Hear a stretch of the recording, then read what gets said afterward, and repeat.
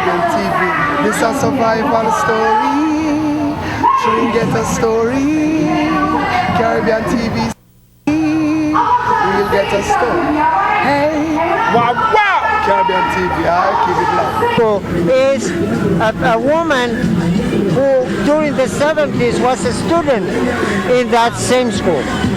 So there's a lot of participation. And right from now, the community. speaking of that, we're seeing the float of the high school. That other flag that you see is the flag of the town of Lares, where the first revolution against the Spanish government was carried out in Puerto Rico. And it's our second national flag. And so this is the Dr. Pedro Albizu Campus High School.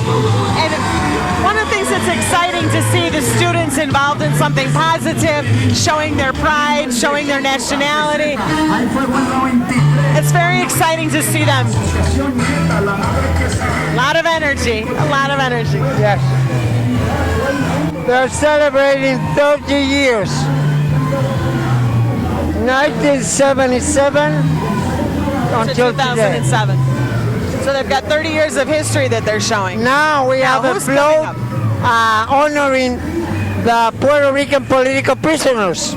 That's also an important struggle in the community, and to keep the memory of those who cannot be with us because they are incarcerated is also important. We see a hero of the community, Oscar Lopez Rivera's picture on the float. And also Carlos Alberto Torres. And they are political prisoners that were accused of seditious conspiracy in favor of the independence of Puerto Rico. You know, maybe you can enlighten us a little bit for those of us that may not be as familiar with Puerto Rican culture. We're talking about Puerto Rican, and yet all over the place we see the word Boricua. Could you tell our viewers about Boricua? It's the inside word, and it is a Taino-derived word, a Taino-Indian-derived word that has no translation and that is much preferred as the word that we use among ourselves. We should remember that although we are also called Puerto Ricans, we are never referred as Puerto Rican Americans, and that word doesn't exist in Puerto Rican vocabulary. This is highly significant of the strength of an identity and a culture. The next float is a newspaper, Hoy. Hoy, and what you see is a folk group.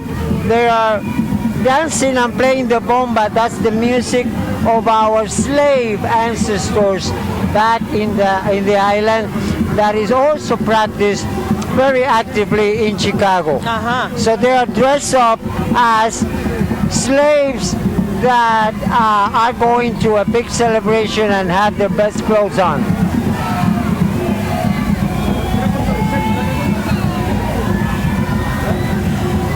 And then we have Ora Quick Advance.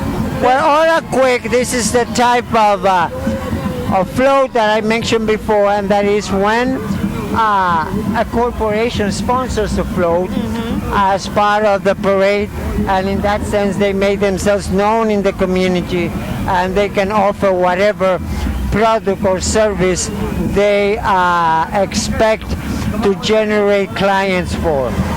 Ramon, we had a chance to talk to Jose Lopez, the executive director of the Puerto Rican Cultural Center.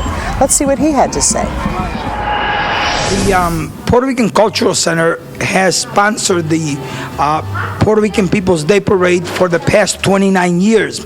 It began as an act of protest against the injustices committed against the Puerto Rican community 30 years ago, when the Chicago police and the city of Chicago mobilized an incredible show of force in this community and created a police riot. The people responded in the form of a rebellion, and they made some important demands from the city. And as a result of the struggles of Puerto Ricans 30 years ago, of Puerto Ricans 41 years ago, when another riot took place in 1966, we set in motion many of the gains that Latinos today are obviously have gained in the city. And in many ways, we've transformed the city into what it is. The Latino presence makes the city a city of magical urbanism. And it's against this context of magical urbanism that we find ourselves in this church in the small church in the middle of Paseo Boricua, a community that is fighting gentrification, that is obviously, again, facing great odds, but at the same time making a statement about its presence and persistence in the city for the past 50 years.